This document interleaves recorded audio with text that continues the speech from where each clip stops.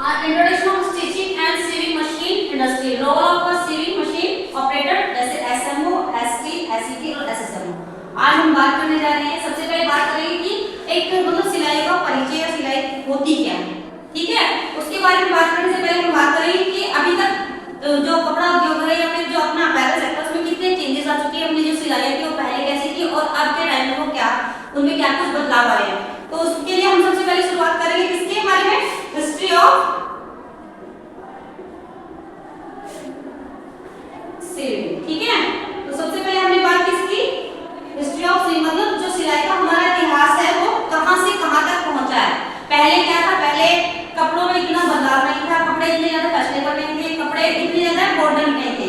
आप मतलब जो पुराना आदमी था वो क्या करता था, अपने आप को ढकने के लिए कुछ ज्यादा चीजें नहीं यूज करता था। सिर्फ क्या था कि कहीं से पेड़ों के पत्ते मिल गए, पेड़ों की छाल मिल गई, किसी जानवर की हो गई या चमड़े आदि के जो भी थे उन सब का वो प्रयोग करता था किसमें, अपने शरीर को ढकने में, ठीक है।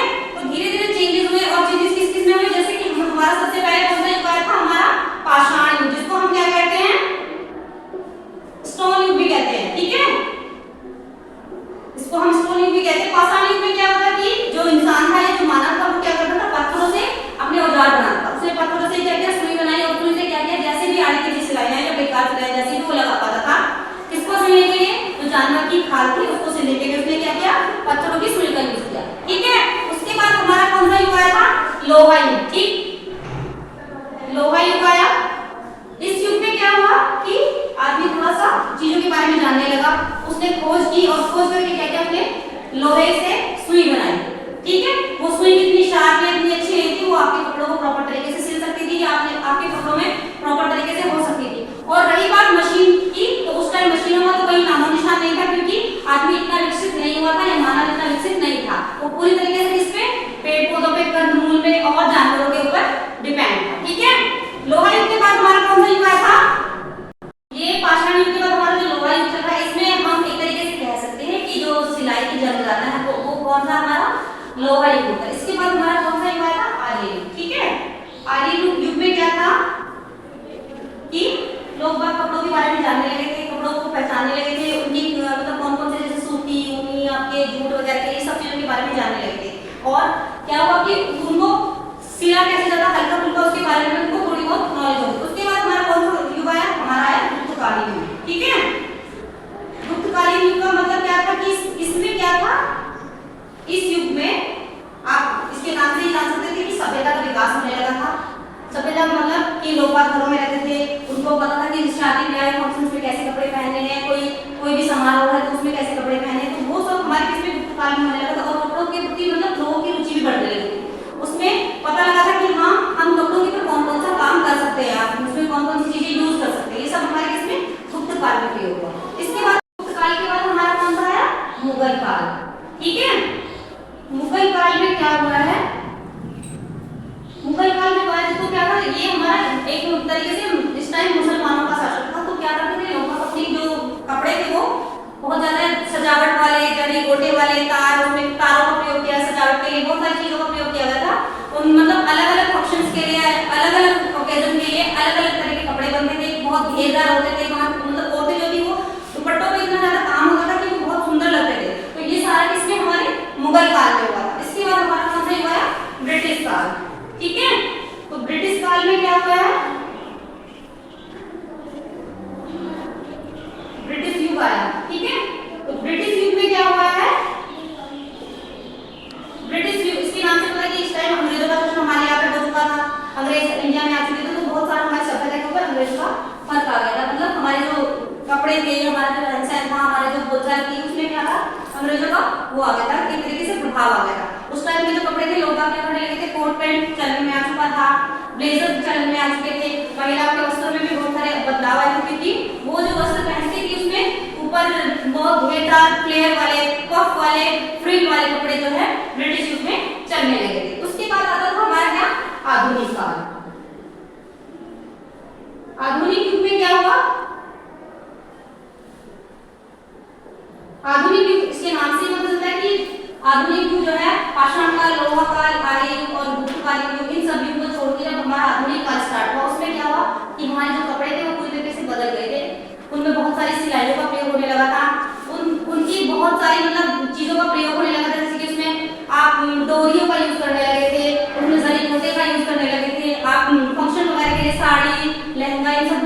करने लगे थे, क्योंकि जब हमारा पाषाण युग था उसमें और आपका आधुनिक युग, इन दोनों में क्या था कि दोनों में बहुत ज्यादा अंतर इसलिए था क्योंकि तब तक हमारी सभ्यता इतनी विकसित नहीं हुई थी जितनी हमारी आधुनिक युग में हो चुकी थी। और आधुनिक युग के आने से पहले ब्रिटिश और मुगल काल युग में बहुत ज्यादा अंतर हुआ था, मतलब बहुत ज्यादा विकास हुआ था जिसमें आपके कपड़ों में, ठीक है, आपकी सिलाइयों में। और यही हमारा क्या था, आगे बढ़ के क्या हुआ, बहुत सारे फैशन डिजाइनर्स आज के युग में होने लगे, वो सब किसमें, आधुनिक युग में। ठीक, ऋतुओं का पोशाकों पर क्या प्रभाव पड़ता है,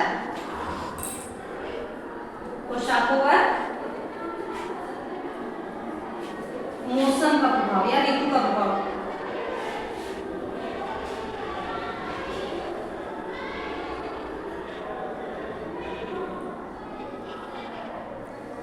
ठीक है, इसके बारे में हम बात करेंगे।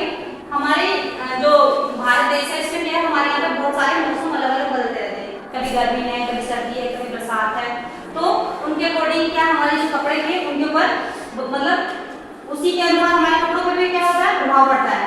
अब जैसे कि हम क्या करते हैं, जब बहुत ठंडी होती है या बहुत गर्मी होती है तो हम क्या करते हैं, सर्दियों में बहुत सारे कार्डिगन, स्वेटर्स, जर्सिया, जैकेट ये सब पहनते हैं। उसके साथ ही जब हमारे यहाँ पे गर्मी होती है तो बहुत ज्यादा गर्मी में क्या करते हैं, हम सूती कॉटन के कपड़े पहनते हैं, वो क्या करते हैं, हमें गर्मी से बचाते हैं और हमारे लिए सुरक्षित होते हैं और ठंडक प्रदान करते हैं। इसके बाद जब बरसात आती है तो बरसात से बचने के लिए हमारे पास बहुत सारे कपड़े अलग अलग तरह के, जैसे हम बरसाती पहनते हैं और कपड़ों में हम लॉन्ग कपड़े पहनते हैं, हमें कीटनाशकों से बचाते हैं। ये सब क्या है, हमारे पोशाकों पर प्रभाव के बारे में बताते हैं। सर्दी, गर्मी, बरसात की तो एक मतलब आपके कपड़ों पे जो है या आपके सिलाई पर किसका, मौसम का भी बहुत ज्यादा असर पड़ता है। ठीक है, इसके बारे में बात करते हैं, पोशाकों पर हमारे मौसम का क्या प्रभाव पड़ता है। सबसे पहले हम कहते हैं हमारे जो मौसम होते हैं क्या होते हैं, शरद, ग्रीष्म और आपकी वर्षा या बरसात। ठीक है, तो ये हमारे क्या होते हैं, तीनों मौसम जो है वो क्या करते हैं, हमारे कपड़ों को भी बहुत इफेक्ट करते हैं। जैसे सर्दी है तो सर्दी में हम कौन से कपड़े पहनते हैं, सर्दी में हम कोट, पैंट, लॉन्ग जितने भी हमारे लॉन्ग कोट होते हैं, हमारे जैकेट्स होते हैं, स्वेटर्स होते हैं, हाफ स्वेटर्स होते हैं, ये सब क्या होते हैं, हमारे सर्दियों में यूज होते हैं। और ये क्या करते हैं, हमारे मतलब हमारे बॉडी को या हमारे शरीर को सर्दी से सुरक्षित रखते हैं। ग्रीष्म मतलब गर्मी, गर्मी में हम क्या करते हैं, गर्मी में क्योंकि गर्मी हमारे शरीर को नुकसान पहुंचाती है तो हम क्या करते हैं, उस टाइम ठंडे कपड़े पहनते हैं, जिसमें हमारा नायलॉन, लिनन, पॉपली और ये सारे कपड़े होते हैं। ये भी कपड़े क्या करते हैं, गर्मी में हमें ठंडक प्रदान करते हैं। बरसात के टाइम पे हम मोस्टली क्या कपड़े पहनते हैं, ओवरकोट वगैरह पहनते हैं, जो हमें क्या करते हैं, बरसात से बचाते हैं और सुरक्षा प्रदान करते हैं। तो ये सब हमारे पोशाक क्या है, मतलब किसी भी मौसम का हमारे कपड़ों पर क्या प्रभाव पड़ता है, उसके अकॉर्डिंग हमारे कपड़े बदलते रहते हैं। ठीक है, इसके बारे में बात करने के बाद हम बात करते हैं इसके बारे में, जैसे कि हमें सिलाई की आवश्यकता क्यों पड़ी, मतलब हम सिलाई क्यों करें, कोई ऐसा कोई रीजन होगा ना, तो इसके बारे में हम बात करते हैं। जैसे कि सिलाई की आवश्यकता, ठीक है, हम बात करते हैं सिलाई की आवश्यकता। सिलाई की आवश्यकता मतलब आप कपड़े पुराने टाइम में क्या थे कि बिना सिले कपड़े पहनते थे, उनमें कोई जरूरत नहीं थी, लेकिन धीरे धीरे क्या हुआ, सभ्यता का विकास हुआ, लोग कपड़ों के ऊपर ज्यादा ध्यान देने लगे, वो उनको फैशन के बारे में पता चलने लगा, उनको पता चलने लगा कि भाई हम किसी भी फंक्शन या किसी भी समारोह के अकॉर्डिंग कैसे कैसे कपड़े पहन सकते हैं। बात करते हैं कि हमारे यहाँ पे जैसे कोई फंक्शन होता था कि ऊंचे घराने के लोग अलग कपड़े पहनते थे, जो नीचे घराने के लोग हैं वो अलग कपड़े पहनते थे। आपकी मतलब आपके जो व्यवसाय के अकॉर्डिंग या व्यवसाय के अनुसार आपके कपड़े होते थे। तो फिर बात हुई कि सिलाई की आवश्यकता क्यों हुई, जब पहले क्या था, लोग ऐसे कपड़े पहन लेते थे या हाथों से सिल के पहनते थे, लेकिन सिलाई की आवश्यकता, क्योंकि पहला क्या है, सिलाई हमें क्या देती है, एक धन अर्जन करने का, धन अर्जन का माध्यम। ठीक है, जब हम शुरुआत में क्या था कि लोग बात क्या करते थे, कपड़े सिलते थे, कपड़े सिलने के लिए उनको कोई स्पेशल या कोई ट्रेनिंग नहीं देते थे या कुछ ऐसा नहीं था, लेकिन धीरे धीरे क्या हमारे इंस्टीट्यूट खुलने लगे, हमारे स्कूल खुलने लगे, जिनमें ITI वगैरह का कोर्सेज कराने लगे। उसमें हमें बताया कि सिलाई से हम क्या कर सकते हैं, सिलाई की आवश्यकता क्यों होती है। सबसे पहले क्या था कि सिलाई हमें क्या करती है, वो सारा एक तरीके से हमारे धन मतलब एक तरीके से पैसे से हमारी मदद कर सकती है कि हम किसी के भी कपड़े कुछ पैसों पे या फिर जैसा किसी को डिजाइन चाहिए उसके अकॉर्डिंग हम क्या करते थे, उसका मूल्य निर्धारित कर देते थे। इस तरीके से सिलाई में क्या करती है, एक तरीके से धन का लाभ देती है। ठीक है, उसके बाद क्या हुआ, फैशन। जैसे जैसे सभ्यता बढ़ती बढ़ने के बाद क्या हुआ, लोगों का दिमाग जो था उनको पता चलने लगा कि अगर हम किसी अच्छे उसमें जा रहे हैं तो हमें किस तरीके से अपने कपड़ों को डिजाइन करना चाहिए, किस तरीके से हम उसमें अच्छे से अच्छे दिख सकते हैं। तो फैशन के अकॉर्डिंगली हमने क्या किया, सिलाई की आवश्यकता हमें लगने लगी कि हाँ अगर हमें कपड़े अच्छे से सिल के या फिर अच्छे से डिजाइन करके पहनेंगे तो हमारी दूसरों के सामने जब हम अपने आप को प्रेजेंट करेंगे तो क्या करेंगे, हम बहुत सुंदर लगेंगे। सुंदर दिखने के लिए सिलवाते हैं कि हाँ अगर हम क्या करेंगे, किसी शादी समारोह में जाएंगे और फंक्शंस में जाएंगे तो क्या करेंगे, अपने कपड़ों को इस तरीके से डिजाइन करवाएंगे, अपने ब्लाउज का गला ऐसा बनवाएंगे, अपना गाउन ऐसा रखेंगे, उसमें ये वाला फैब्रिक यूज करेंगे, तो हम क्या करेंगे, दूसरों की नजर में सुंदर दिखेंगे और हम प्रेजेंटेबल लगेंगे। तो सिलाई की आवश्यकता किसमें, हमें सुंदर दिखने के लिए भी पड़ी। ठीक है, इसके बाद क्या था, शादी समारोह।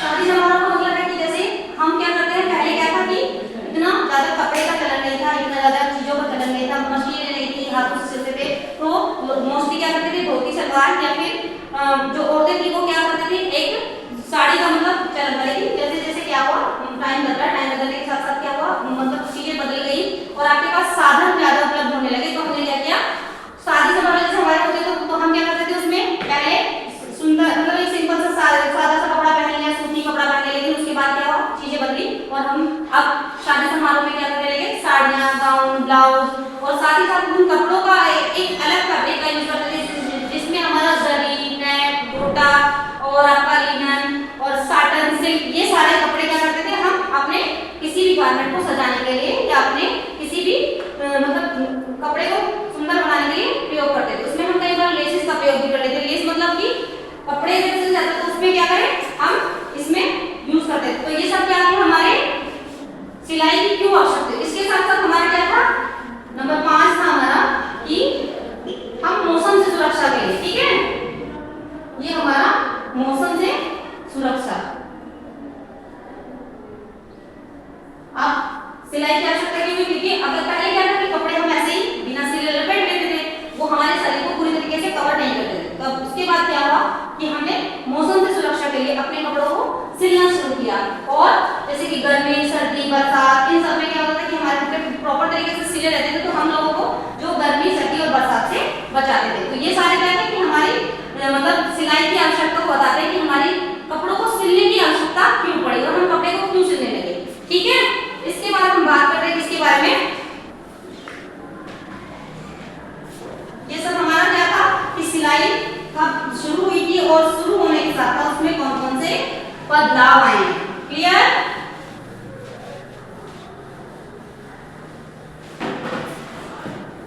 ठीक है। अब बात करते हैं किसके बारे में, सीविंग मशीन्स के बारे में। इंडस्ट्री में कौन कौन सी सिलाई मशीनें प्रयोग होने लगी, मतलब हमारी सिलाई मशीनों के प्रकार।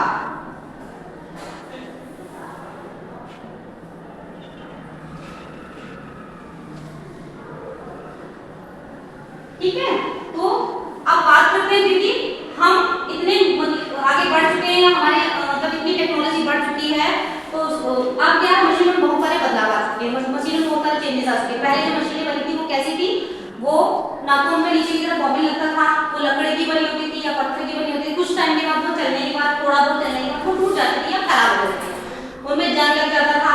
लेकिन टाइम के अकॉर्डिंग टेक्नोलॉजी में सुधार हुआ और उसके अकॉर्डिंग हमारी मशीनों में डिफरेंट टाइप के फंक्शंस, उनमें बहुत सारी फैसिलिटीज देने लगे, जिसमें अब हमारी जितनी भी इंडस्ट्रीज हैं वो मशीनों का प्रयोग करती हैं और बहुत बड़े स्तर पर क्या करती है, अपने उत्पादन को देती है। और अपना जो अपैरल सेक्टर है वो पूरी तरीके से किस पर डिपेंड है, आपकी इंडस्ट्रियल सीविंग मशीनों के ऊपर डिपेंड है। तो सबसे पहले हमारी कौन सी मशीन होती है, हमारी है SNLS, मतलब single needle. Single needle machine कौन सी होती है, ये मशीन एक आधुनिक मशीन है जिसमें क्या हुआ, हमारी जो सुई होती है उसमें एक सुई लगती है और ये पूरी तरीके से पावर से चलती है। मतलब इसमें पूरी तरीके से क्या होता है, एक मोटर लगा रहता है जिसमें ऑन ऑफ बटन होता है और हमारी पूरी इलेक्ट्रॉनिक मतलब बिजली से चलती है। इसमें बहुत सारे फंक्शंस होते हैं, आप स्पीड को बढ़ा सकते हैं, घटा सकते हैं, स्टिच को छोटा बड़ा कर सकते हैं और आपकी जो मशीन की जो सिलाइयाँ होती है वो प्रॉपर बहुत ही अच्छी होती है और जल्दी से मतलब निकलती नहीं है। तो ये हमारी क्या थी, सिंगल नीडल मशीन, और इस पे काम करना आसान नहीं होता है, क्योंकि इसका अगर प्रॉपर तरीके से अच्छे तरीके से आपने मतलब एक तरीके से सीखा नहीं इसको चलाना, तो आप इस मशीन पे काम नहीं कर पाएंगे। ठीक है, इसके बाद इस मशीन में क्या होता है कि आप coat pant shirt, ladies garment, gents garment, सभी प्रकार के कपड़े आप इस पर सिल सकते हैं। ये महंगी होती है और बाजार में आजकल उपलब्ध है, और इसमें हमारे जुकी ब्रदर्स और सिंगर, ये सारी मशीनें इसमें सिंगल लेवल में उपलब्ध है। क्लियर? इसके बाद आता है आपका क्या, DMLS, मतलब double middle block stitch machine.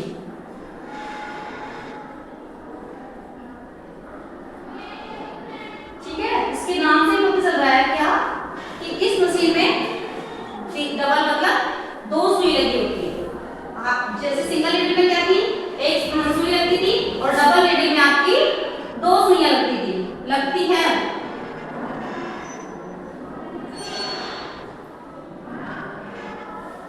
Double needle में क्या होती है, 2 सुइयां लगती हैं। ये जितने भी हमारे जेंट्स गारमेंट होते हैं, जेंट्स मतलब जैसे कि जीन्स हुआ, ट्राउजर्स हुए, आपकी शर्टें हुई, उनमें क्या होता है, आपने देखा होगा डेनिम जितने भी, उसमें क्या होता है कि हर जगह आपकी डबल सिलाइयां लगी रहती है, मतलब एक साथ एक ही डिजाइन से 2 सिलाइयां लगी रहती है। तो उसमें क्या होता है, अगर हम सिंगल नीडल से लगाएंगे तो क्या होता है कि वो सुइयां हमें, मतलब वो जो सिलाइयां हैं हमें बार-बार क्या करनी पड़ती है, एक लगाने के बाद दूसरी लगानी। लेकिन चूंकि डबल नीडल में क्या होती है, एक साथ 2 सुइयां लगी होती है।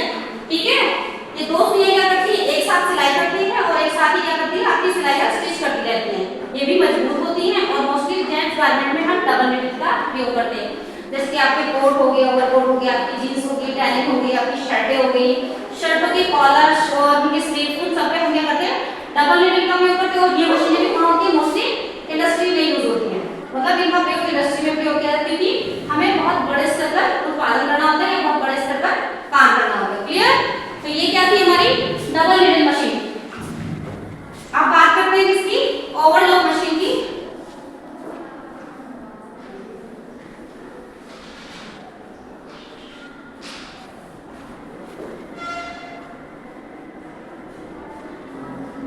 ठीक है, ये हमारी ओवरलॉक मशीन है। इसके नाम से पता चल रहा है क्या कि इसका प्रयोग हम क्या करते हैं, जब कपड़ा हमारा कोई भी गारमेंट पूरी तरीके से सिल जाता है, और सिलने के बाद इसके जो किनारे होते हैं उनको कवर करने के लिए, उनको सीज करने के लिए किसका हम ओवरलॉक मशीन का प्रयोग करते हैं। ओवरलॉक मशीन भी कई धागों में उपलब्ध होती है, और ये भी इंडस्ट्रीज में प्रयोग की जाती है। मोस्टली जो टेलर्स होते हैं वो एक मतलब जो जिस ओवरलॉक मशीन का प्रयोग करते हैं उस पर इतनी बड़ी स्तर पे हम काम नहीं कर सकते, लेकिन जो ओवरलॉक मशीन है जो इंडस्ट्री में यूज होती है, ये बहुत अच्छी होती है। और क्या करती है, ये आपके कपड़ों को जो है सीज करते हुए मतलब सेव करते हुए चलती है। इसकी जो सिलाई होती है वो चेन स्टिच बनाती है। चेन स्टिच बनाती है क्योंकि इसमें हमारा बॉबिन का धागा नहीं होता, सिर्फ किसका, हमारा सुई का धागा होता है। इसमें लूप होते हैं। लूपर क्या करते हैं, मतलब एक धागा सुई का और एक धागा लूपर का, तो वो क्या करते हैं, चेन बनाते हुए चलते हैं ऐसे। ठीक है, अब इस चेन को क्या करते हैं, इसकी जो सिलाई होती है वो ज्यादा पक्की नहीं होती है, ज्यादा मजबूत नहीं होती। क्यों नहीं होती, क्योंकि अगर इसका एक सिरा पकड़ के हमने निकालने के बाद क्या होता है, तुरंत के तुरंत हमारी पूरी सिलाई क्या होती है, वो निकल जाती है। तो ये मशीन क्या बनाती है, चेन स्टिच बनाती है। ठीक है, और चेन स्टिच बनाने के बाद ही इसकी सिलाइयां जो है मोस्टली हमारे तैयार गारमेंट के ऊपर की जाती है। क्यों की जाती है, क्योंकि कपड़ों के किनारे जैसे स्लीव्स हो गए, बाजू हो गई, आपकी ट्राउजर्स की हो गई, स्लीव आर्म होल हो गए, उन सब में क्या करते हैं हम ओवरलॉक मशीन का प्रयोग करते हैं। इसके मतलब अगर बात करें सिंगल नीडल और डबल नीडल की, ये क्या करती है, हमारी लॉक स्टिच बनाती है। क्यों बनाती है, क्योंकि एक धागा हमारा किसका होता है, बॉबिन का, और एक धागा हमारा सुई का होता है, जो क्या करती है हमारी मतलब सिलाई को लॉक करते हुए चलते हैं, इंटरलूप करते हुए चलते हैं। ठीक है, तो ये दोनों मशीनों में अंतर भी होता है, और ये दोनों मशीनें किस तरीके से काम करती है इसमें हम बता रहे हैं। ठीक है, अब बात करते हैं किसके बारे में, हम फ्लैट लॉक के बारे में।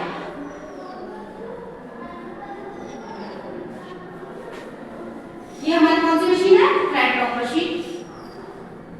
ये मशीन भी मोस्टली कहाँ इंडस्ट्री में प्रयोग की जाती है, और इस मशीन का प्रयोग भी हम क्या करते हैं, जेंट्स गारमेंट में मोस्टली करते हैं। जैसे कि आपके जीन्स, कोट, ओवरकोट, आपके शर्टें, आपकी जैकेट, इन सब में हम भी क्या करते हैं, फ्लैट लॉक का प्रयोग करते हैं। ये मशीन भी बहुत कॉस्टली होती है, मतलब महंगी होती है, और इसका प्रयोग करने के लिए मतलब ये जो है आप इसकी जो स्टिच होती है वो भी क्या होती है, चेन स्टिच होती है। क्यों होती है? क्योंकि इसमें भी आपका सिर्फ क्या होता है, मतलब एक धागा चलता है, डबल धागे नहीं चलते, क्योंकि इसमें बॉबिन नहीं लगता है। ठीक है, उसके बाद हमारी आती है flat top machine. Flat top का काम भी क्या होता है, कपड़े के जो किनारे होते हैं उनको डेकोरेटिव मतलब एक सुंदरता प्रदान करते हैं, और ये मोस्टली इसमें हमारी मतलब कि हमारे जो स्पोर्ट्स के कपड़े होते हैं, जो स्ट्रेचेबल कपड़े होते हैं, मतलब लचीले कपड़े जिनमें उनमें प्रयोग की जाती है। इसमें भी मल्टीथ्रेड मतलब कई सारे धागे एक साथ प्रयोग करते हैं, 2-3। तो ये हमारी कौन सी होती है, फ्लैट टॉप मशीन। इसके बाद आती है बटन होल मशीन। इसके नाम से ही पता चल रहा है क्या करती है ये, आपके जो बटन होल होते हैं, मतलब जो जिसको हम काज भी कहते हैं, वो बटन होल बनाने के काम आती है। और इस मशीन पे क्या करते हैं, एक साथ जब हम काज बनाते हैं बहुत फिनिशिंग से बनते हैं और बहुत अच्छे बनते हैं, मजबूत होते हैं। तो ये काम किसका होता है, हमारी बटन होल मशीन का होता है। और उसमें भी क्या होता है कि ये मशीन बहुत इंडस्ट्रीज में यूज होती है यहाँ पे मोस्टली, और इंडस्ट्री में या फिर बड़ी बड़ी कंपनी में प्रयोग की जाती है, क्योंकि वहाँ पर बड़े स्तर पे काम होता है, और बड़े स्तर पे हमारे जो शर्टें होती है या हमारे जो गारमेंट्स होते हैं उनमें बटन वगैरह की जरूरत होती है। अगर हम हाथ से उस काम को करेंगे तो उसमें ज्यादा टाइम लगेगा, और वो काम हमारा इतना फिनिशिंग से इतनी अच्छी तरीके से भी नहीं हो पाएगा। तो ये क्या था हमारा बटन होल मशीन। इसके बाद हमारी बटन अटैच मशीन होती है। ठीक है, बटन अटैच मतलब बटन लगाने वाली मशीन। बटन होल मशीन के बाद हमारी बटन अटैचमेंट मशीन होती है। ये भी क्या होती है, मोस्टली किसमें आपकी किसमें होती है, ये भी आपकी इंडस्ट्री में प्रयोग की जाती है। और इससे हम क्या करते हैं, बटन लगाते हैं। क्यों लगाते हैं, क्योंकि इंडस्ट्री में बहुत बड़े स्तर पर उत्पादन या बड़े स्तर पर काम होता है। वहां पे अगर हम क्या करते हैं, हमारा कोई भी कार्य होता है वो पहले होने के बाद क्वालिटी चेकिंग होती है, और क्वालिटी चेकिंग में अगर हमारे बटन अटैच प्रॉपर तरीके से नहीं होंगे, वो हाथ से होंगे, तो क्या होता है, हमारी जो काम है या हमारा जो प्रोडक्शन है वो रिजेक्ट हो जाता है। और उसमें हम उस चीज से बचने के लिए हम मशीनों का प्रयोग करते हैं। और क्यों करते हैं, क्योंकि मशीनें हमारा काम प्रॉपर तरीके से बहुत मतलब बहुत जल्दी निपटा देती हैं, जिससे हमारी लागत भी कम आती है और हमारा उत्पादन ज्यादा होता है और हमारी बचत अधिक होती है। तो ये सारी मशीनें किसमें होती है, हमारी इंडस्ट्री में प्रयोग होने वाली मशीनें हैं।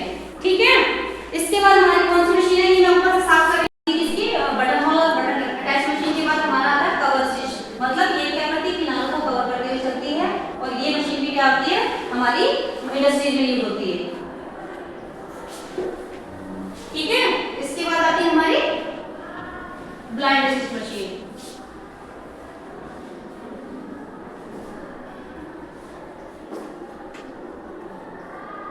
इस मशीन का प्रयोग हम इंडस्ट्री में करते हैं, और मोस्टली किस पे करते हैं, मतलब ज्यादातर उन कपड़ों पे करते हैं जो बहुत महंगे हो या कॉस्टली होते हैं। क्योंकि ये इस मशीन से होने वाली जो सिलाई होती है वो ऐसी होती है जो ज्यादा दिखाई नहीं देती है, और कपड़े की जो है गारमेंट के अंदर लगाई जाती है। इसके बाद हमारी होती है एक जिगजैग मशीन।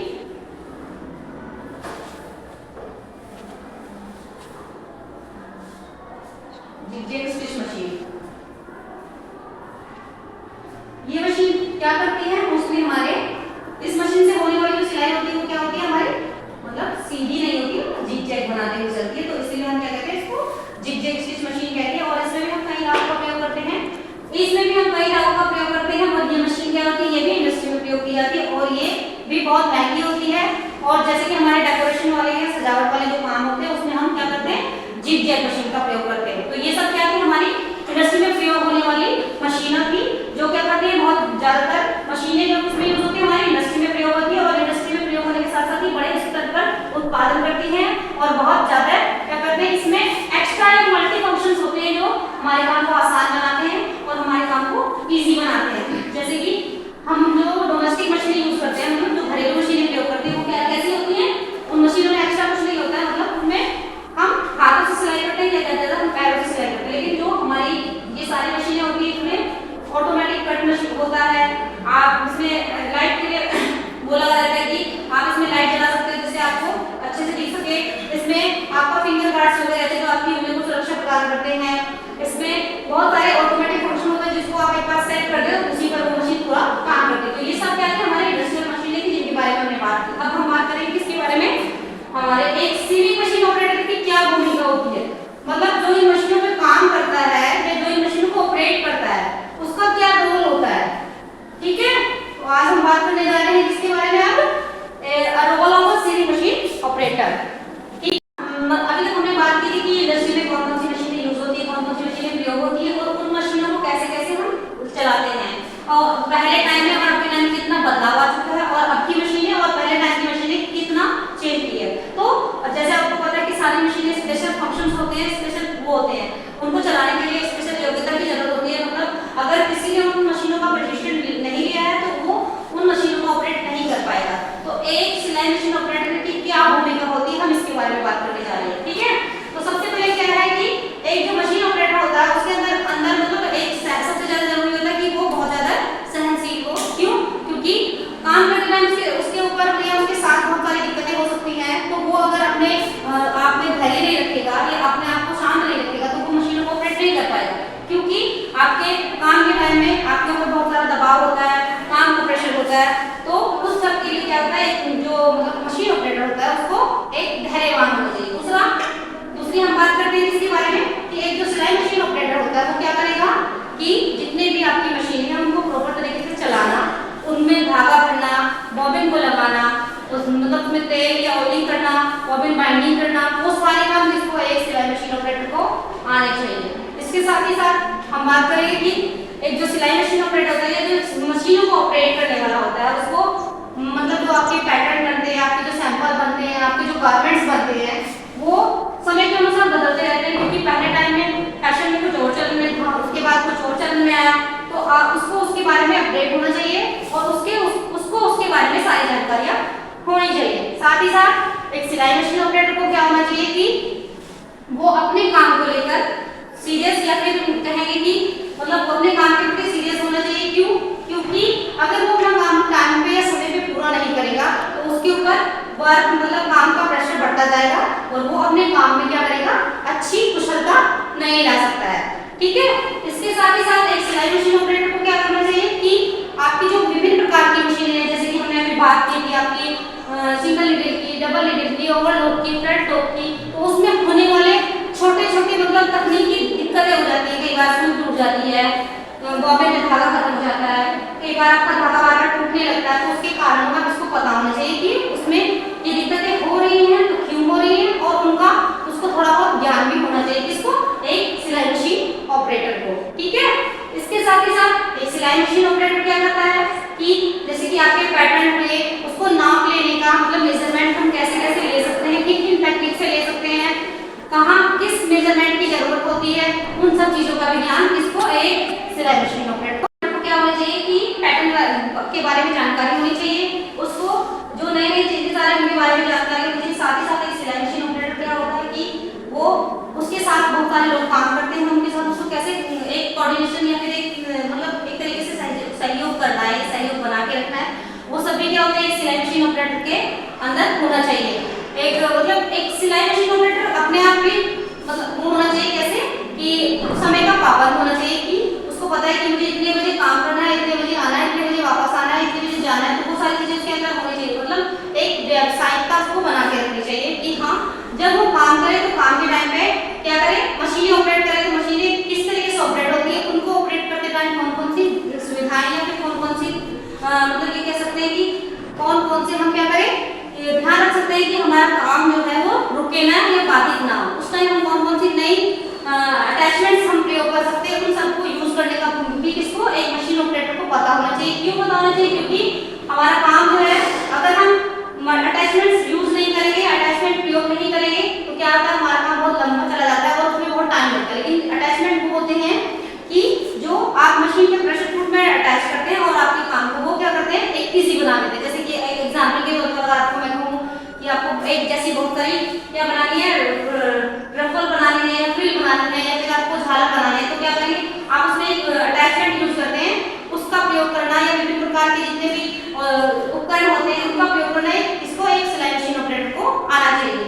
और साथ ही साथ एक सिलाई मशीन ऑपरेटर क्या करता है कि आपकी मशीन पे जितने भी काम होते हैं, जैसे कि आपका मशीन के पार्ट्स हैं, कौन सा पार्ट क्या काम करता है, किस पार्ट को हम कैसे मैनेज कर सकते हैं, किस मशीन में कौन सी सुई लगेगी और किस नंबर की सुई लगेगी, इन सब की जानकारी किसको, एक मशीन ऑपरेटर को होनी चाहिए। ठीक है, साथ ही साथ एक मशीन ऑपरेटर का जो व्यवहार, उसका पहनावा, वो भी क्या होना चाहिए, सभ्य होना चाहिए, क्योंकि उसके साथ बहुत सारे मतलब काम करने वाले होते हैं। अगर वो अपने आप को सही रखेगा तो अपने कलीग को या फिर अपने साथ काम करने वालों के लिए क्या करेगा, वो एक उदाहरण पेश नहीं कर पाएगा, क्योंकि अगर वो खुद मतलब एक तरीके से कहेगी प्रॉपर तरीके से अपने काम को नहीं वो करेगा तो क्या होता है, आपका एक छवि जो होती है, आपकी जो इमेज होती है वो। हमने जॉब रोल के बारे में बात की थी, जैसे एसएमओ, एससीटी और एसटी और एसएसएमओ, ये सारे जॉब रोल के इंडस्ट्री में आप आ गए हैं, लेकिन जॉब रोल के अंदर आप काम कर सकते हो और ये जॉब रोल उन्हीं को मिल सकते हैं, वही लोग उन पे काम कर सकते हैं। कौन? जो हमारी इंडस्ट्रियल मशीनों को अच्छे से ऑपरेट कर सकते हैं, इंडस्ट्रियल मशीनों को अच्छे से चला सकते हैं। ठीक है, अब हम बात करने जा रहे हैं किसके बारे में, हमारा जो मतलब इंडस्ट्री है या जो हमारी पूरी सिविल टेक्नोलॉजी है, इसमें क्या हमारे कई सारे मतलब ऑर्गेनाइज या अनऑर्गेनाइज सेक्टर्स होते हैं, जिनको हम संगठित और असंगठित सेक्टर्स में बांटते हैं। ठीक है, ये वो सेक्टर होते हैं, ये वो क्षेत्र होते हैं जिसमें क्या होता है कि कुछ लोग जो मतलब अपने छोटी दुकानें खोल लेते हैं या फिर अपने ही स्तर पर छोटा मोटा काम करते हैं, छोटे छोटे कारखाने खोल लेते हैं, उनका कोई ना तो उनको कोई जॉइनिंग लेटर मिलता है, ना उनके पास कोई एक्सपीरियंस होता है, उनको क्या होता है पर पीस पे काम मिलता है। तो ये सारे क्या होते हैं, हमारे असंगठित क्षेत्र के या फिर अनऑर्गेनाइज सेक्टर के लोग होते हैं। ठीक है, इनका ना तो कोई मतलब फंड होता है, ना कोई इनको बोनस मिलता है, ना इनको कोई ग्रेजुटी मिलती है। तो ये सारे क्या है, लेकिन हमारा जो संगठित क्षेत्र है इसके अगेंस्ट वो क्या करता है, अच्छे से एक मतलब किसी भी कर्मचारी को ज्वाइन करने से पहले उसको एक प्रॉपर ज्वाइनिंग लेटर देता है, उसका फंड उसको मिलता है, बोनस उसको मिलता है। अगर वो एक्स्ट्रा या ओवर काम करता है, ओवर टाइम करता है, तो उसके लिए भी क्या होता है, उसको मतलब एक एक्स्ट्रा सैलरी मिलती है, उसकी एक प्रॉपर सैलरी डिसाइड की जाती है, जिसको मतलब उसको एक पूरा मंथ होने के बाद उसको दी जाती है। तो जो हमारा संगठित और असंगठित क्षेत्र है, इसमें क्या हुआ, बहुत अंतर और बहुत चेंजेस आ चुकी है। अब सरकार ने क्या किया है कि क्योंकि हमारा कपड़ा उद्योग या फिर हमारा जो कपड़े से रिलेटेड सेक्टर है वो इतना ज्यादा ग्रोथ कर चुका है, इतना ज्यादा आगे बढ़ चुका है कि इसमें हजारों करोड़ों लोगों को क्या मिलने लगा है, लाखों लोगों को रोजगार मिलने लगा है, वो अपनी आजीविका इस पर निर्धारित करते हैं। इसमें मोस्टली क्या होता है, महिलाएं जुड़ी हुई हैं और हमारी मतलब लड़कियां जुड़ी हुई हैं, वो क्या करती हैं, अपने पैरों पर खड़ी हुई हैं और अपने परिवार के लिए मतलब कमा रही है, अपने परिवार को सपोर्ट कर रही है। और ये सब किसने, हमारे कपड़ा उद्योग में हुआ है। और इसके साथ साथ ही क्या कहेंगे हम कि हमारी जो इंडस्ट्री है, मतलब जो हमारे सिलाई उद्योग है, उसमें क्या हुआ है कि सरकार ने भी मतलब इसको प्रोत्साहित करने के लिए या इसको बढ़ावा देने के लिए बहुत सारी चीजें उन्होंने बहुत सारे कदम उठाए हैं, जिसमें क्या हुआ है कि अब ग्रेजुएटी की सुविधा उनको मिलने लगी है, साथ ही साथ उनका पीएफ का पैसा उनको मिलता है, पीएफ कटता है 6 महीने के बाद वो उसको निकलवा सकते हैं और इसमें मतलब उनको कुछ करना नहीं पड़ता है, वो प्रॉपर अपनी जैसे जॉब करते हैं उसी के अकॉर्डिंग अपना काम करते हैं। तो ये सारे हमारे क्या संगठित और असंगठित क्षेत्र के काम थे जो मतलब इंडस्ट्री में होने लगे हैं। तो आज हमने किसके बारे में पढ़ा है कि इंडस्ट्री के बारे में पढ़ा है कि आप जो हमारा सिलाई उद्योग है वो कहाँ से शुरू होकर कहाँ से कहाँ तक पहुंचा है। ठीक है, इसके साथ साथ ही हमने एक मतलब मशीनों के बारे में पढ़ा कि कौन कौन सी मशीनें हम इंडस्ट्री में यूज करते हैं, वो जैसे कि आपकी सिंगल नीडल, डबल नीडल, आपकी ओवरलॉक, फ्लैट लॉक, ये सारी मशीनें, और पहले के टाइम में और अब के टाइम में इन मशीनों में कितने चेंजेस हुए हैं और ये मशीनें कितनी मतलब बदल चुकी हैं और इन मशीनों से हम कितना बड़ा प्रोडक्शन कर पाते हैं। ठीक है, इसके साथ साथ में हमने एक चीज और पढ़ी कि एक मतलब मशीन ऑपरेटर का क्या रोल होता है, वो क्या करता है और क्या क्या उसकी जिम्मेदारियां होती है। और साथ ही साथ हमने आज पढ़ा है क्या कि एक जो आपके जो नए जॉब रोल हैं इसमें कौन कौन से, जैसे कि आपका एसएमओ, एसटी, एससीटी, एसएसएमओ, ये सारे जॉब रोल किसमें आपकी सिलाई उद्योग में आ गए हैं, जिनके अंतर्गत आपको रोजगार मिलता है, जिनके अंतर्गत आप अपना खुद का कोई बिजनेस स्टार्ट कर सकते हैं। ये सारी चीजें हम किसमें आपके इंडस्ट्री में मिलने लगी हैं। तो ये सब आज हमने इन सब के बारे में पढ़ा है। इसमें आपको मतलब एक आपकी जॉब जो है सिक्योर रहती है और लेकिन असंगठित क्षेत्र को बोलते हैं जिसमें जो अपना खुद का कोई काम शुरू कर देते हैं, वो क्या करते हैं पर पीस पे भी काम करते हैं कि उन्होंने एक दिन में इतने पीस 100 पीस बनाए तो 100 पीस के हिसाब से उनको एक पीस का कितना पैसा मिल रहा है, 1 रुपया 2 रुपये जो भी है। इस क्षेत्र में क्या होता है, असंगठित क्षेत्र में क्या होता है कि काम की कोई गारंटी नहीं होती कि आपका एक दिन काम लगता है और एक दिन काम आपका नहीं लगता है। तो और सरकार भी क्या कर रही है कि क्योंकि कपड़ा उद्योग एक ऐसा उद्योग हो चुका है जिसमें बहुत सारे बहुत ज्यादा मतलब लोगों को रोजगार मिलने लगा है, लोग जो है सिलाई को जल्दी सीखते हैं, इसमें सरकार बहुत प्रोत्साहित कर रही है, उसमें मतलब आपको जैसे लोन वगैरह की सुविधा दे रही है, छोटे छोटे कोर्सेज स्टार्ट कर रही है। तो संगठित क्षेत्र में हमारा बढ़ता जा रहा है और असंगठित क्षेत्र में क्या है, हम इन चीजों को देखकर सीख रहा है। तो अब हम बात करते हैं इसके बारे में कि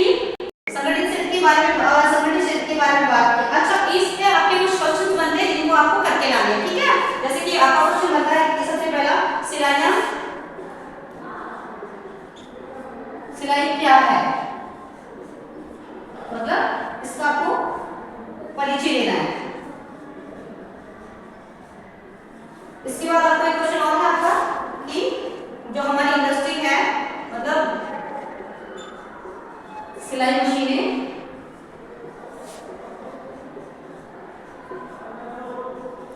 कितने प्रकार की होती हैं?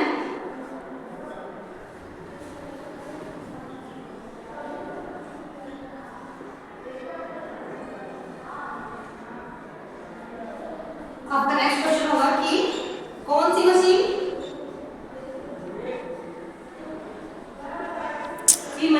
आपकी लॉन्ग स्टिच बनाती है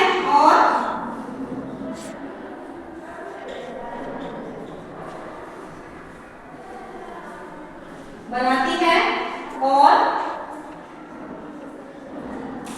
कौन सी मशीन आपकी चेन स्टिच बनाती है?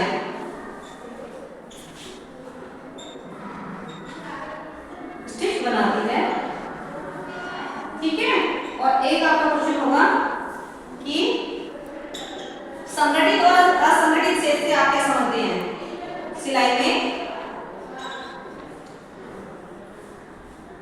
सिलाई में संगठित और असंगठित क्षेत्र से आप क्या समझते हैं?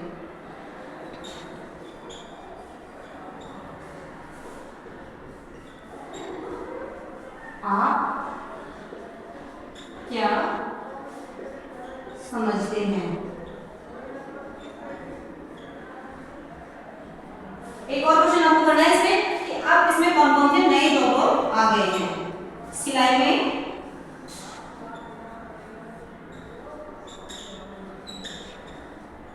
अब कौन कौन से नए जॉब रोल